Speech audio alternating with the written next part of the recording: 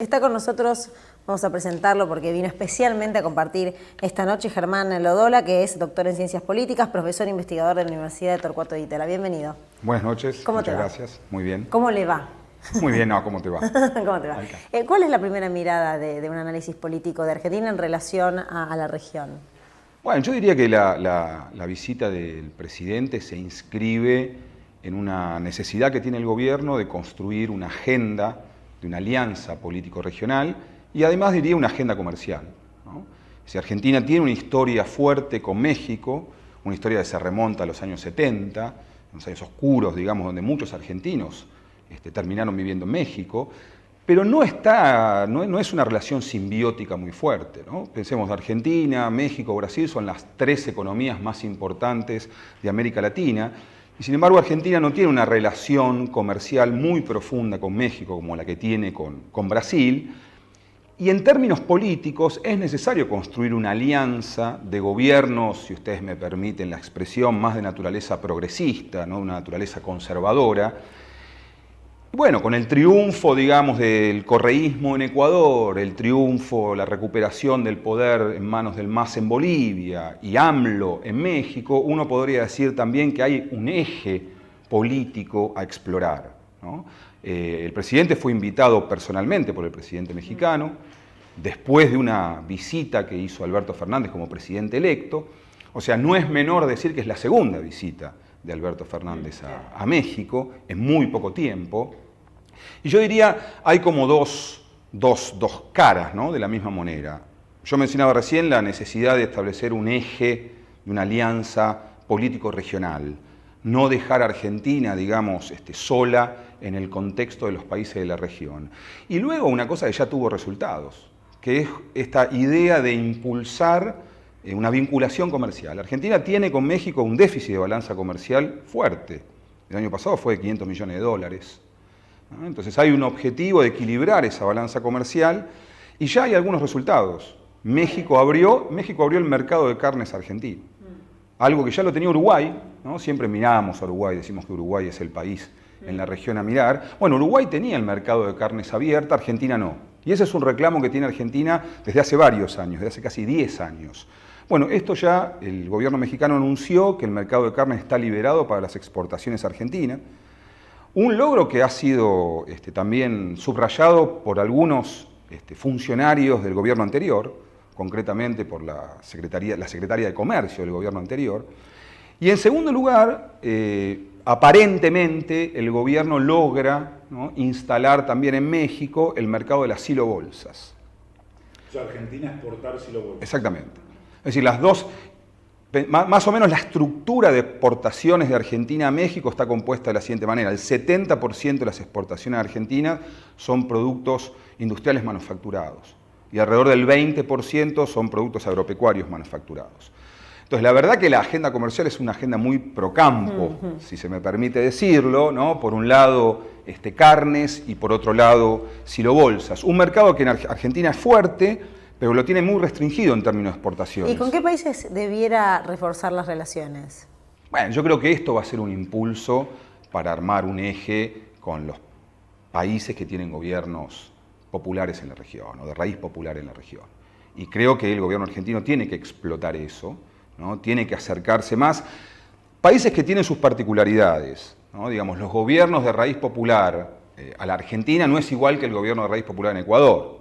Lo que quiero decir es que es menos claro el eje que se puede llegar a armar ahora del eje que fue la nueva izquierda, la izquierda democrática que gobernó la región en los 2000, ¿no? Ahora también aparece la derrota de Trump, el cambio de gobierno en Estados Unidos, porque el otro eje más conservador tenía un alineamiento con Trump. Correcto.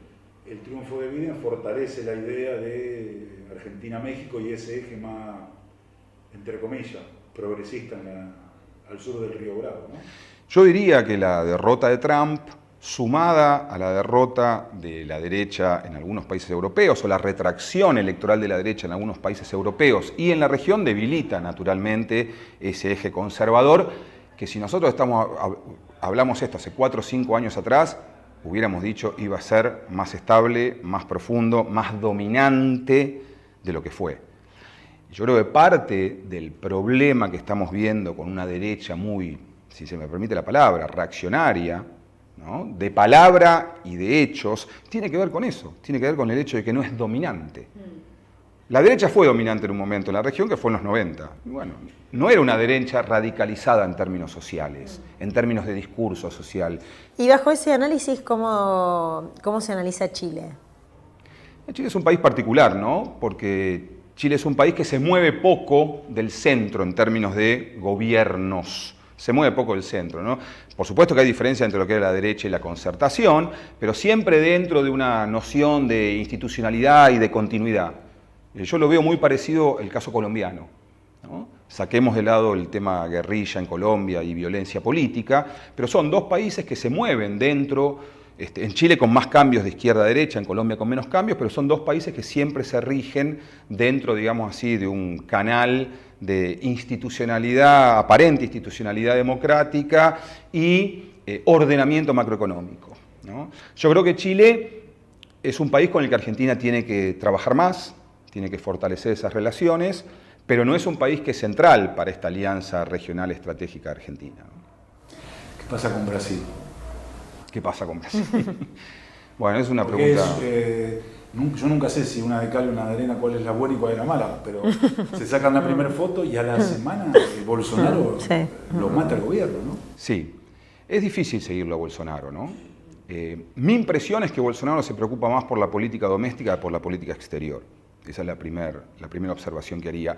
Y tiene sentido que se ocupe más de la política doméstica, de la política exterior, porque tiene una situación compleja políticamente, que la ha logrado sortear, o sea, ha logrado evitar el juicio político, ha logrado mantener el control de su gabinete, ha logrado mantener el apoyo de lo que en Brasil se conoce como el Centrão. El Centrão son un montón de partidos pequeños de centro-derecha, que son los partidos que sostienen al gobierno hoy. A mí me parece que es muy difícil que Bolsonaro pueda ganar su reelección si no tiene un mini boom de commodities. O sea, la economía brasileña está en serios problemas, independientemente de una estrategia aperturista que tuvo Bolsonaro con la pandemia, pero es muy difícil pensar que Bolsonaro pueda dar vuelta la economía brasileña si no es de la mano de productos agropecuarios, ¿no? Es cierto que nosotros también estamos esperando que eso suceda para el bien, digamos, de nuestro país. Pero yo creo que con un apoyo, digamos, de ese tipo, con un pequeño boom de commodities internacionales, Bolsonaro puede ganar la reelección. Sin eso me parece que es un poco más complejo. ¿Iba a pagar en su electorado el desprecio que tuvo, o la subestimación más que desprecio, la subestimación del COVID? Es difícil saber eso, ¿no? Es difícil saber eso. La pregunta la haría más general, diría, ¿los oficialismos van a pagar electoralmente por haber gobernado la pandemia, digamos así? Hay etapas. Si vos me preguntabas antes de la fase de vacunación, yo te diría sí. Ahora, después de la fase de vacunación, claro, la respuesta es menos clara, ¿no? Es menos claro que los oficialismos que vacunan se vayan a perjudicar. Yo diría lo contrario, los oficialismos que vacunan les va a ir mejor electoralmente, de lo que le hubiera ido sin la vacuna. O sea, vos decís que la vacuna tiene efectos electorales. Absolutamente, absolutamente. Tiene un efecto de quitarle la presión de la novedad, de lo extraño, de lo inimaginable a los gobiernos, ¿no? Los gobiernos están acostumbrados a gobernar lo que es conocido. Por eso, y crear lo desconocido. Y crear lo desconocido. Como es muy difícil crear lo desconocido, por eso los gobiernos, salvo algunos casos, tampoco son gobiernos innovadores en términos de política. Uno tiende a ver que el mejor predictor de lo que pasa hoy es lo que pasó ayer, digamos. Hay más bien incrementalismo, salvo momentos históricos especiales, como los 2000 en América Latina, donde hubo un cambio radical copernicano.